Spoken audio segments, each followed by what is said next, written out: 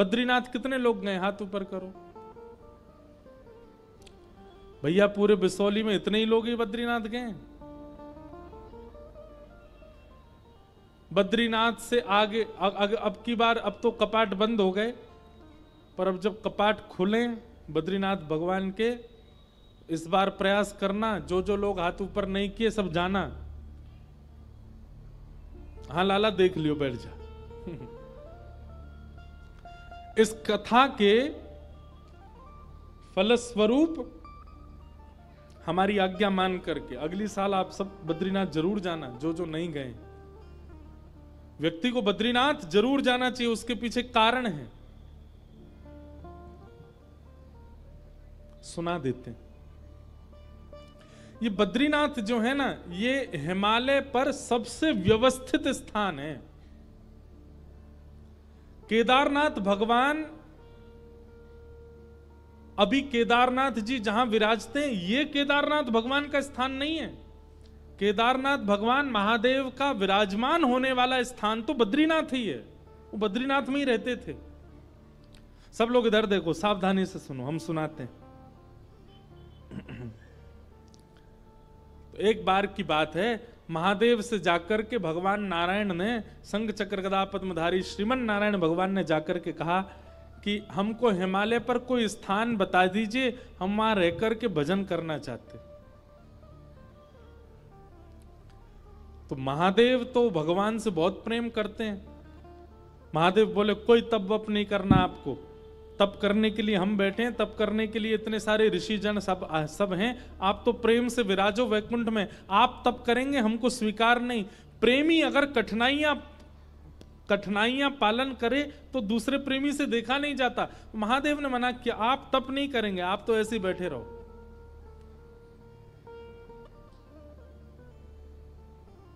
भगवान ने फिर कहा नहीं नहीं, हमको तप करना है, हमको तप के लिए स्थान दो। महादेव फिर बोले भैया आपको तप करने की क्या जरूरत है, आप भगवान हो साक्षात। महादेव ने कोई स्थान प्रदान नहीं किया, पूरा हिमालय महादेव का है, उनकी आज्ञा के बिना कैसे जाएं।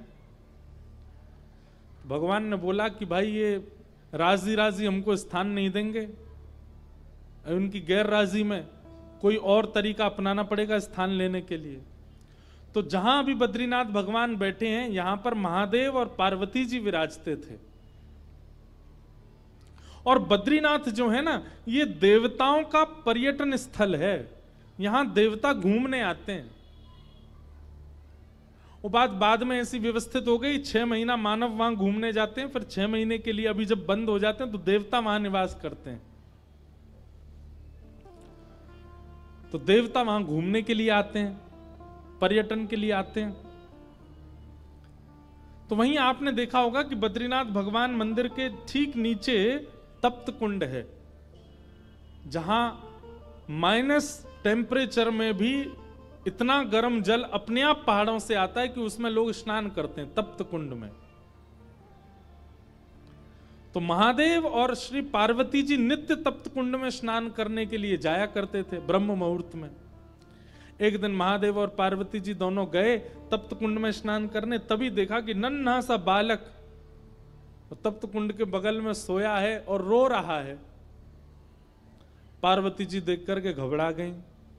जैसे ही बालक को उठाने गई, महादेव बोले रुक जाओ, ये कोई मायावी बालक लगता है। इतने विशाल पर्वतों के बीच में तप्त कुंड के पास ये नन्हा सा बालक यहां कैसे आ गया? ये कहीं किसी राक्षस की चाल तो नहीं, कोई मायावी क्रिया तो नहीं हो रही है, इसको गोद में मत लेना। परंतु पार्वती जो इतनी करुणा है, इतनी दया है उनके चित्त में, वो बोली आप तो ऐसे ही सोचते रहते हो, अरे नन्हा सा बालक, इतना ठंड पड़ रही है, रो रहा है और आप कह रहे हैं गोद में नहीं उठाऊं। तुरंत पार्वती जी ने गोद में उठा लिया, कंबल में लपेट लिया, बालक को हृदय से लगाया। अरे इतनी रात्रि, इतना ठंड पड़ रही है और ये बालक ऐसे उघारा सा बैठा है।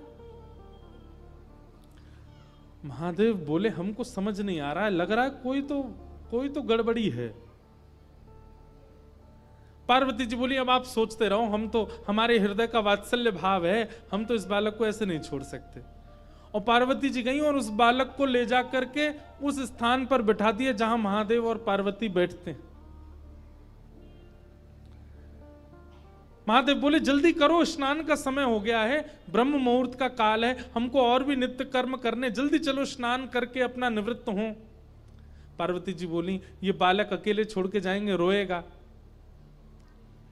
इसको खेलने के लिए कुछ खिलौना देने पर, यहां बद्रीनाथ में कहां खिलौने आए। तभी वहां बेर का वृक्ष है, बेर को ही संस्कृत में बदरी कहते हैं, बदरी फल। वो बेर के वृक्ष से कुछ बदरी फल तोड़ करके उस बालक के पास रख दिए और उनको गेंद समझ करके वो बालक खेलने लगा। पार्वती जी बोली अब ये बालक जब तक इन गेंद से खेल रहा, हम स्नान करे आते हैं। जैसे ही महादेव पार्वती जी के साथ गए, तप्त कुंड में स्नान आदि किया, अपना नित्य कर्म नियम करके जैसे ही लौट करके आए तो उस स्थान का द्वार, मुख्य द्वार बंद था। खूब प्रयास करने पर भी वो द्वार जब नहीं खुला, महादेव ने क्रोध में भर करके जैसे ही उस द्वार को देखा, द्वार खुल गया। वो बालक तो वहां नहीं था, वही बालक शंख चक्र गदा पद्मधारी श्रीमन नारायण के रूप में तपस्वी की अवस्था में सामने बैठ गए। महादेव ने जाकर के कहा हमने पहले ही कहा था ये कोई मायावी बालक है, ये कोई सामान्य बालक नहीं है। लेकिन महादेव के नेत्रों में आंसू आ गए और प्रणाम करते हुए कहा श्रीमन नारायण आपको क्या आवश्यकता है तप करने की, आप क्यों तप कर रहे हो,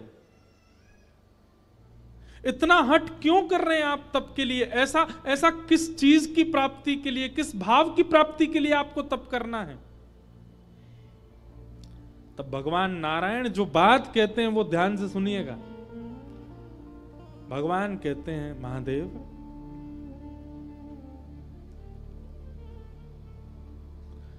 कर्म की पत्नी का नाम है तपस्या। आप लोग सारे शास्त्र उठा करके देख लीजिए, कलयुग से पहले जितने भी युग हैं उन युगों में चाहे दैत्य हो, चाहे ऋषि हो, चाहे महापुरुष हो, चाहे मानव हो, तप सबने किया। रावण भी तपस्या करने गया था, हिरण्यकश्यप भी तपस्या करने गया था, हिरण्याक्ष भी तप करने गया था, कंस भी तपस्या करने गया था। इसका मतलब क्या है, अन्य युगों में आप कितने भी कर्म कर लो, जब तक आप तप नहीं करोगे आपको कर्म का फल नहीं मिलेगा, क्योंकि कर्म की पत्नी का नाम है तपस्या। बिना तप किए कर्म फल नहीं देता।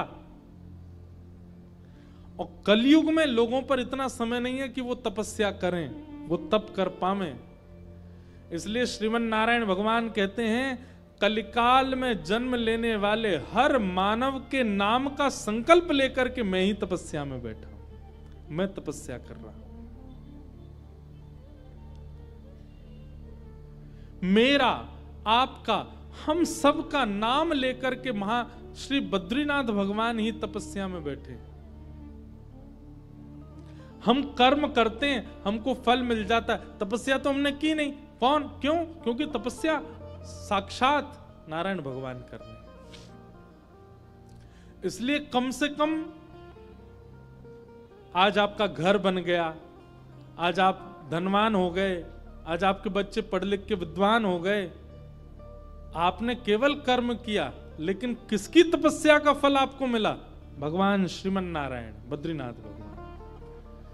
इसलिए हर व्यक्ति को साल में एक बार, 2 साल में एक बार, 5 साल में एक बार बद्रीनाथ भगवान को धन्यवाद कहने जाना चाहिए कि आपकी तपस्या से हम जी रहे हैं नाथ, धन्यवाद।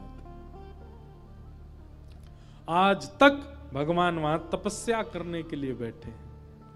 हम लोग कोई भी यज्ञ करते हैं, कोई भी अनुष्ठान करते हैं, उसमें हमारा नाम पूछा जाता है, गोत्र पूछा जाता है। इंद्रेश शर्मा नामनो हम, भारद्वाज गोत्र उत्पन्नो हम, सपरिवारो हम, सकुटुंबो हम, संकल्प लिया जाता है।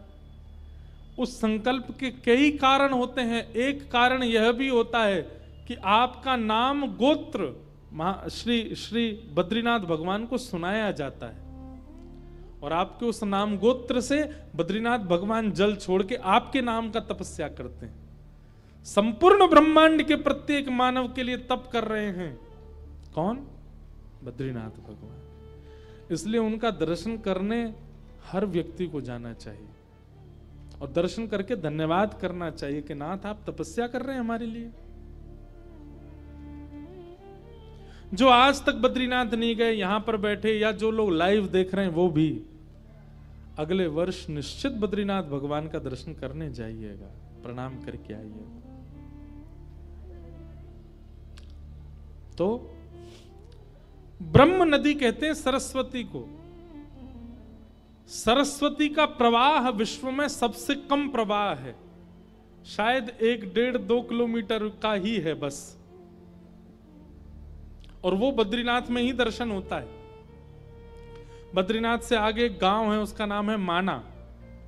वहां माना गांव में सरस्वती जी का उद्गम है। सरस्वती जी प्रकट होती हैं, प्रकट होकर के नीचे आती हैं, भीमशिला से आगे होकर के जाती हैं। उसके बाद अलकनंदा जी हैं, सरस्वती जी अंतर ध्यान हो जाती हैं।